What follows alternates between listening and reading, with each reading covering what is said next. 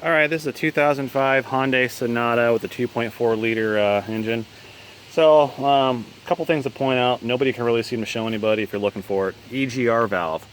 The EGR valve on this is actually right up on top of here, this area, but down below, and you'll see it right.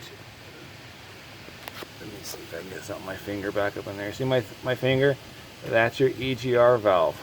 So it's straight from the front of the engine, straight back down in there. You'll see right there, that's your EGR valve.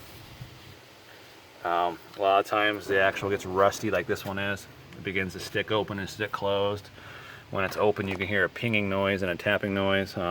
Just gets stuck, you can replace it. And then also another important thing that no one seems to show you, but it's very useful. When resetting the timing belt on this and the timing marks, I just finished this one, but you'll have the two timing marks up on top pointing up. The bottom, don't look at the engine itself, but just on the bottom here, you'll have the oil crankshaft sprocket. People want to know, how do you know if it's in the right location? If it's lined up on the timing mark 180 degrees out, you'll end up having a really bad vibrating engine. Anyways, so right down in here, it's hard to see with this camera, right below the cat, right back in there, there's a little tiny bolt. It's a 14 millimeter. You need to take that bolt off.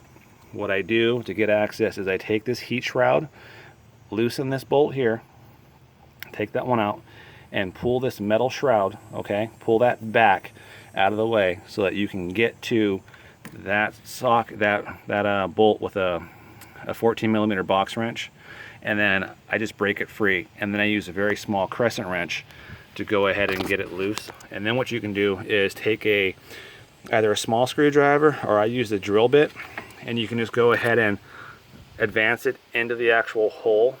And if the shaft isn't lined up properly, it won't go in all the way.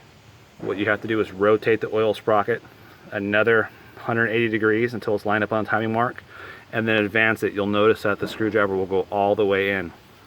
And also important, when you put the timing belt on, you'll start up here on this actual camshaft, and you'll start bringing it down and keep it tight on that side. A lot of times guys will go ahead and line up all the timing marks, including the oil shaft one, but once they release the tensioner, what happens is it adjusts it out of spec, and then you'll be, probably 15-20 degrees off on your oil balance shaft. So when you start the engine, you get a really rough idle. But those are the locations to find those items.